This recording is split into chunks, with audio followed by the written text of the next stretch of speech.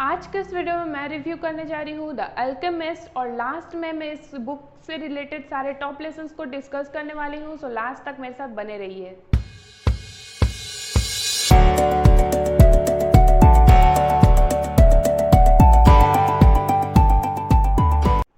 ये जो बुक है द अल्केमिस्ट, ये एक नोवेल है जो कि ब्राज़ीलियन के ऑथर के द्वारा लिखी गई है जिनका नाम है पॉल कोलियो।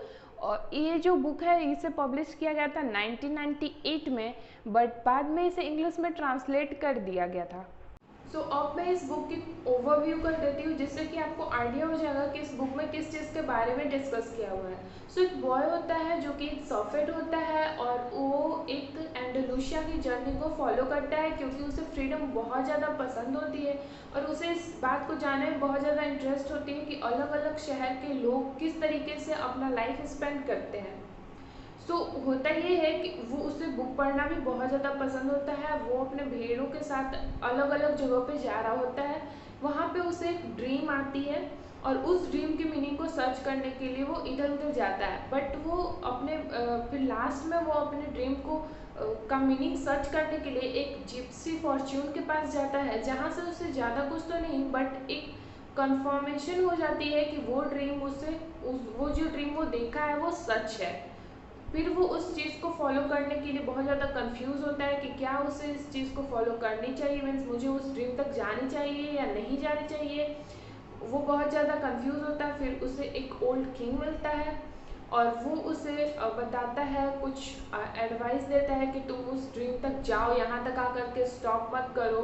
और फिर वो बताता है कि कैसे तुम अपने ड्रीम तक, जैसे कि वो ड्रीम जो थी वहाँ पे उससे जाना था एक पिरामिड के पास।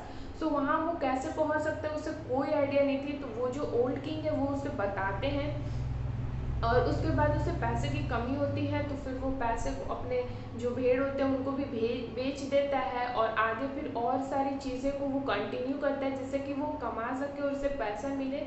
सो आगे अब आप इस स्टोरी को देखिए, इस बीच में उसे बहुत ज़्यादा डिस्ट्रैक्शन आती है और विद पेशेंस के साथ वो कैसे पैसे को कलेक्ट करता है और एट द एंड वो अपने ड्रीम तक पहुंचता है। इस बीच में उसे एक लड़की से प्यार भी हो जाता है जिसे वो प्रॉमिस करता है कि जैसे ही वो अपने ड्रीम को फॉलो मीन्स जैसे ही अपने वो ड्रीम को पूरा कर लेता है वो उस लड़की से आकर के शादी करेगा।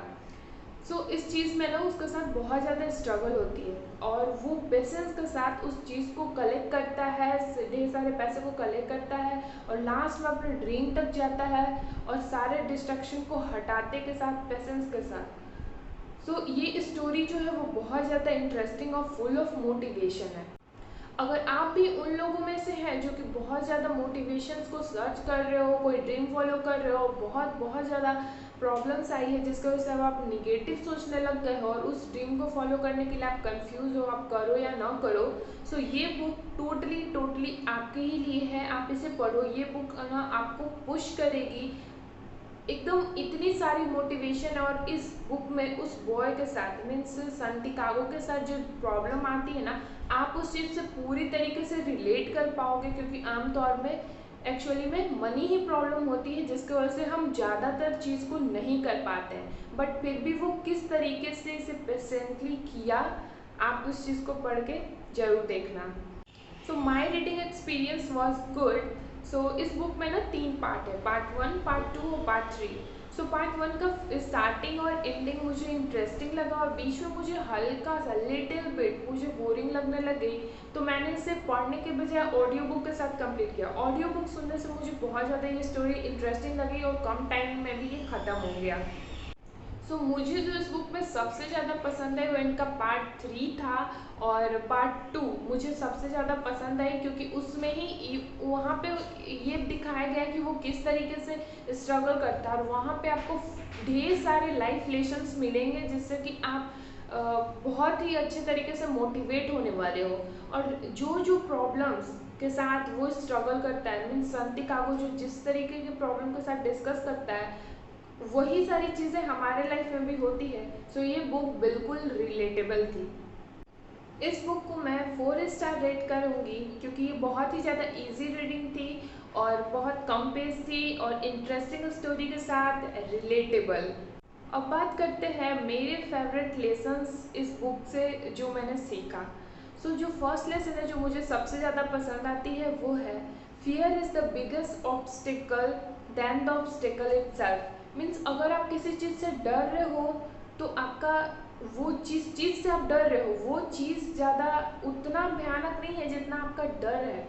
मीन्स अगर आप कोई चीज़ ट्राई कर रहे हो, मीन्स मैं एग्जांपल लेती हूँ कि अगर आप कोई एग्ज़ाम्स के बारे में ले रहे हो, ठीक है, आपको डर है कि आप फेल हो जाओगे।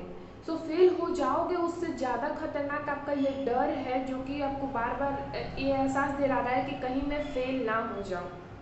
सो जो सेकंड लेसन है वो है कीप गेटिंग बैकअप। मीन्स अगर आप बहुत बार ट्राई कर चुके हो तब भी वो चीज़ आपको नहीं मिली है, देन आपको बस समझ जाना कि एक स्टेप और लेना है और आपका सक्सेस आपके पास है। इस बुक में ना एक स्टोरी है जहाँ पे इस चीज़ को बहुत अच्छे से बताया गया है, आप उस चीज़ को जरूर पढ़ना। आई थिंक कि ये वाली पार्ट शायद ये वाली जो स्टोरी है वो पार्ट सेकंड में है।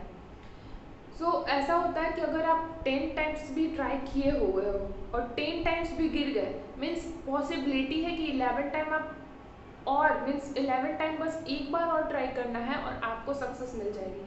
अक्सर ऐसा ही होता है।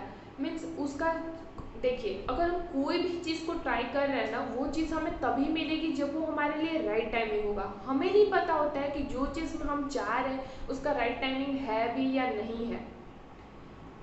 इस वजह से होता है कि हम ट्राई तो करते हैं, पूरा पूरा फोकस करते हैं, पूरा एफर्ट लगाते हैं, तब भी वो चीज़ नहीं होती है। मीन्स उसका राइट टाइमिंग अभी नहीं है, बट आप उसे कॉन्टिन्यूसली ट्राई करते रहो, वो आपको मिल जाएगी।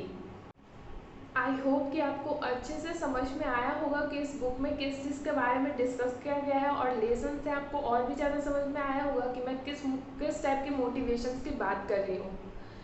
इन शॉर्ट कंक्लूजन ये है कि अगर आप उन लोगों में से हैं जो अभी बहुत ज़्यादा स्ट्रगल कर रहे हो, मीन्स ये बुक ना टीनेजर्स के लिए बेस्ट बुक है।